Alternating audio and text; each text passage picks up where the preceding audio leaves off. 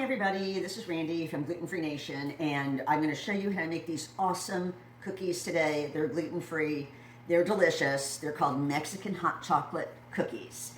Yes, I know it is in the middle of summer, but I don't care. These taste so good that you're going to want to make them right now, and you don't have to eat them hot. So, what I have done is I have already measured out all my dry ingredients, and I put them in this bowl, and I've measured them by weight. You should be doing this too, but I'm going to give you the weights and the cup measures so you know. First thing that goes in is 1.5 cups of gluten-free flour blend. I used cup per cup. That's what I had in the house.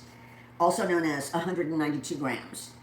Then I added 1/2 cup of cocoa powder, preferably the Dutch processed cocoa powder, also known as 51 grams of weight. I just keep throwing it in here.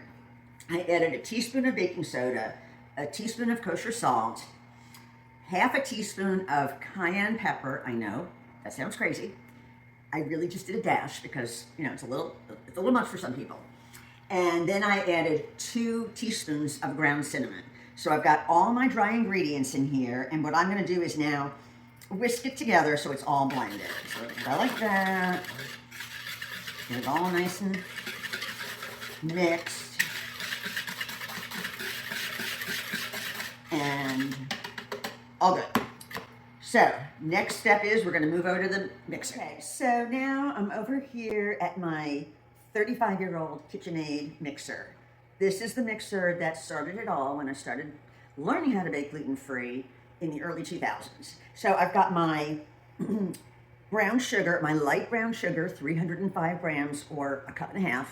And I also have in there 1/2 cup of unsalted butter, also known as 115 grams. So I've got this all together. I'm gonna hook it in here. Now, don't start on fast. Why? Because the sugar will go flying all over the place. So I started on, 1 to get it going. Now I have left the butter out so it's soft. And that, if you don't do that, you're not gonna be able to mix this. So here we go. Let's make it a little faster. And now we are going to let the light brown sugar and the unsalted room temperature butter, not margarine, not anything else like that, actual butter from a cow. We're going to get that to cream. It's going to take a couple minutes for that to mix, so we'll just come back in a minute. Okay, so we have now mixed the butter and the sugar. This process is called creaming for a couple of minutes, and it all looks nice and soft and mushy, and that's what you want. And to this mixture, we are now going to add 1 egg, which I am adding. It's been at room temperature. I've left it out for an hour or 2 to kind of lose the chill. And also 2 teaspoons of Mexican vanilla. If you care about my feelings, you will use Mexican vanilla. If you do not care about my feelings, you will maybe put in imitation vanilla and I will cry. So here we go. In goes the real Mexican, not imitation vanilla, the egg. And now we're going to start it slow so the egg doesn't go flying all over the place. And make it a little faster. And the vanilla and the egg are all getting in there. And we're going to let that mix for 2 minutes. Okay, now I've turned it off. It's only been on for 1 minute because what I want to show you is the proper way to make sure the ingredients are getting fully incorporated. So I'm going to lift up the mixing blade, and I'm going to just scrape everything down back into the bowl because this will give it an opportunity for it to get mixed completely. So we do that. We put the mixing blade back in, and we mix it for another minute. There we go. So now I have all the pre-mixed dry ingredients, and I have the nicely mixed creamed butter, egg, vanilla, and brown sugar, and I am going to then pour the dry ingredients into the mixing bowl with the wet ingredients. There we go. And I am going to put it back down. I'm going to turn this on low. Why? Because the flour and all that will go flying all over the place. And you don't need it to be fast. You've already incorporated enough air. So we'll turn this on. And we will let the dough, the dry and the wet ingredients mix for about a minute.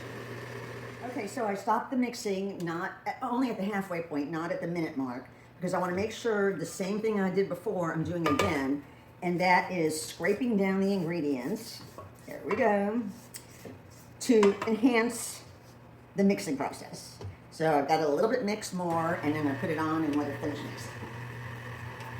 And it's coming along very nice. Okay, so we've mixed for a good minute. Everything's nicely mixed. And I'm now going to stop the mixer. And I am going to lift this thing up and make sure all the ingredients get back in the bowl. Get back in there, get back in there. There we go. And we have our dough. Okay, the dough is now in the refrigerator chilling for a little while. We want to give it a chance to kind of congeal together. So what I have done in the meantime is I've gotten ready for the dip that we're going to roll the cookies in before we bake them. So what I have here is just regular granulated sugar. It's 50 grams or a quarter of a cup. And I'm adding to that 1 more teaspoon of the ground cinnamon. And I'm going to stir that all together, and it's going to be delicious. Woo! And also, I have my marshmallows, because what would Mexican hot chocolate be without marshmallows? Okay, so I've let the dough chill for a little while. Normally I would let it chill a little longer, but that's okay, because we're going to move things along here. So what I'm going to do is I'm going to take a little scooper of the dough. I'm going to drop it into the sugar-cinnamon combo, and I'm going to roll it around so it's all completely covered in there. There's one. I'm going to take it, I'm going to put it on the cookie sheet, and I'm going to press it down a little tiny bit, and then I'm going to take a couple of marshmallows and put them right there in the middle. And what you want to do is try to encapsulate the marshmallows into the dough. So we're going to show you fast time how to do this with a bunch of them, and then we're going to bake them. Okay, so I've got a number of them set up on the tray. The idea here is you can put them in the freezer for like 10 minutes just to get them chilled, or in the refrigerator, because that will help them stay a little bit more congealed. But we've already done that, and now we're going to put them right into the oven. So I have the oven already heated up to 350 degrees, and I'm going to put them in here, and it will not take very long. It should not take more than about 10 minutes. So I'm going to set the timer, and we are going to cross our fingers and hope for a good result. Okay, so the timer's going off. They've been in there for long enough for sure, I can tell, because they look nice and crackly and marshmallowy. And so I'm going to take them out and put them right here on the counter. Aren't they adorable? And we're going to let them cool off for a little while because they need to set. And then we are going to put them on a wire rack to really cool.